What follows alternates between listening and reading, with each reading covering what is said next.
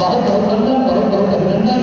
और इसके बाद बाबू के द्वारा टीपू बाबू को माल्यार्पण को अंतःकरण पुष्पहार से सम्मानित करने के लिए टीपू बाबू आ रहे हैं। और जोरदार तालियों से स्वागत करना अभिनंदन। ये चीज हो रही है छपरा में, उस बैठक के बारे में बताया हो, परिचय के साथ। मैं दीप नारायण सिंह दीपक, बिहार ट्रक ओनर एसोसिएशन का प्रदेश कार्यकारी अध्यक्ष। मैं इस बैठक में छपरा के जो भूमि पर बैठक आज हो रही है, इस बैठक का मुख्य उद्देश्य यही है कि छपरा के जो ट्रक मालिकों के साथ जो समस्याएं हो रही है, पुलिस का समस्या, माइनिंग के नाम पर दोहन शोषण, परिवहन का समस्याएं, उससे निदान कैसे मिले।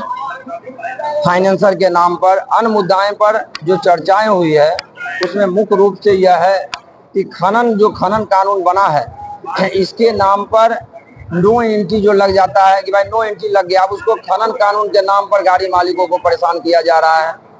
छपरा में लगातार आप देख रहे होंगे अंडरलोड गाड़ी भी है, अगर नो एंट्री लग गया तो चालान फाइल हो गया, उसमें भी यहाँ परेशान किया जाता है। जबकि सरकार ने यह कानून दे दिया है कि चालान अगर है कंट्रोल कमांड पर दे दिया जाए, जो बिहार ट्रक ओनर एसोसिएशन के डिमांड पर हुआ है, उसके तहत किसी का फाइन नहीं होगा। चालान फाइल पर कोई फाइन नहीं है, लेकिन सरकार को आप मैसेज कर दें तो मैसेज जो कर दिए, जो नहीं किए उनके साथ समस्या हो रहा है, तो उनको हम लोग जागरूक करने चले हैं कि भाई जो सरकार का कानून है उसके तहत आप गाड़ी चलाएं, क्षमता अनुसार परिचालन करें।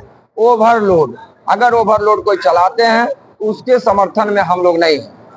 प्रशासन ओवरलोड पर कार्रवाई करे उससे भी हमें मतलब नहीं है, लेकिन पुलिस अंडरलोड गाड़ियों को जो परेशान कर रही है, बिहार के परिवहन पदाधिकारी अंडरलोड गाड़ियों को दबाव बनाकर उसको दबाव बनाता है कि तुम हमसे एंट्री और पासिंग कराकर चलो।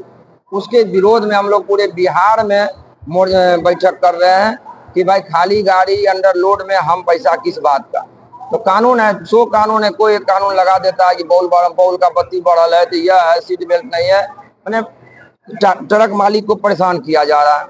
तीसरा सबसे अहम मुद्दा बिहार में है कि यह जो गाड़ी मालिक बिहार के बाहर के हरियाणा का, पंजाब का, भुवनेश्वर का, उड़ीसा का, जहाँ की बिहार की गाड़ियों को चलने नहीं दिया जाता है, वो लोग बड़ी बड़ी गाड़ी लाकर यहाँ के सड़क बिहार सरकार को तोड़ रहे हैं, 18 चक्का 22 चक्का चला रहे हैं और वह अंडरलोड ही चला रहे हैं। लेकिन उनका नियम नहीं है, अगर परमिट नेशनल है तो एक राज्य से 3 राज्य जाइए, लेकिन इसी राज्य में माल खाली करना, उसके खिलाफ भी हम लोग का अभियान पूरे बिहार में चल रहा है, उसका सूची बना रहे हैं। हम लोग सरकार के पास इस बात को रखेंगे। सरकार आपकी बात नहीं सुनती है हाल के दिनों में, देखिए सरकार हमारी बात लगातार सुन रही है। फाइन का मामला है वो अलग है, लेकिन सरकार तो दिया न है। हम लोग पूरे बिहार में जब चक्का जाम बिहार ट्रक ओनर एसोसिएशन के माध्यम से किया तो सरकार ये मैसेज दिया न कि ठीक है, जो अंडरलोड गाड़ी है चालान अगर फाइल है वो मैसेज करेगा तो उसका हम फाइन नहीं करेंगे। यह मेरा डिमांड था, इसने पूरा किया। फाइन कम करने का मांग किया है, फाइन कम करने पर सरकार अभी तैयार नहीं है। उसके लिए हम लोग हाई कोर्ट और उच्चतम न्यायालय गए हैं, वहां से जो निर्णय आएगा वो फिर होगा लगातार। अब बाकी आप सवाल पूछिए। हमारे बीच पटना जिला के अध्यक्ष और उपाध्यक्ष भी हैं, हम चाहेंगे कि आप इनसे भी सवाल पूछ सकते हैं। इधर हाल के दिनों में बिहार सरकार के नीतियों से हम लोग ट्रक मालिकों को काफी परेशानी का सामना करना पड़ रहा है। हम लोग इतने परेशान हैं कि यह रोजगार करने में हम लोग असमर्थ हो रहे हैं।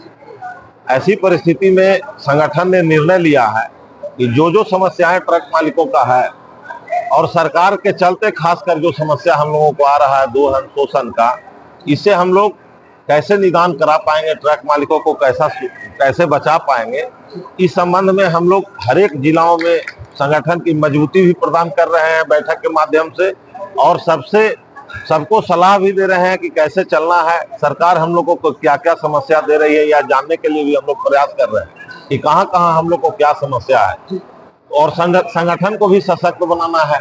इसलिए हम लोग हर एक जिलाओं में बिहार ट्रक ओनर एसोसिएशन, जो जिसका अध्यक्ष भानु शेखर सिंह है, उनकी अध्यक्षता में हम लोगों को यह निर्णय लिए हैं कि हम लोग अपने संगठन को सशक्त बनाएंगे और सरकार की जो गलत नीति है उसके हम लोग खिलाफ में कैसे सरकार से लड़े, इसी सब नीति पर हम लोग लगातार प्रत्येक जिलाओं में बैठक कर रहे हैं। यह प्रत्येक जिला में क्या सरकार लगातार चलेगी।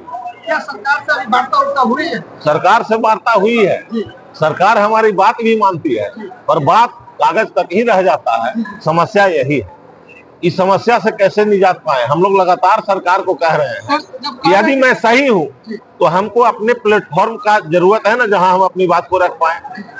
ये चीज हम लोगों को नहीं मिल रहा है, इसलिए हम लोग काफी त्रस्त हैं। ट्रक चलाने में हम लोग असमर्थ हो रहे हैं, असहाय हो रहे हैं। मान लीजिए कि सरकार ने नीति बनाया कि अंडरलोड चलना है, 5% ग्रेस हम लोग केंद्र सरकार के तरफ से भी मिला है परिवहन में, जिसको बिहार सरकार ने भी माना है। परंतु 5% में 5% जो हम लोगों को दिया गया है सरकार के द्वारा, उसको पदाधिकारी कभी कभी मानने से इनकार करते हैं, और जो ट्रक मालिक हम तक नहीं जुटे हुए हैं उनका शोषण करते हैं। 1,00,000, 2,00,000, 50,000 रुपया ठगते हैं कि 10 लाख फाइन है, इतना दो। इस सब चीज से बचना है, और हम सरकार पर लगातार दबाव बना रहे हैं कि हम अपनी बात को कहां किस प्लेटफॉर्म पर रखें। कुछ जगह मिली भी है, कुछ और मिलना भी है।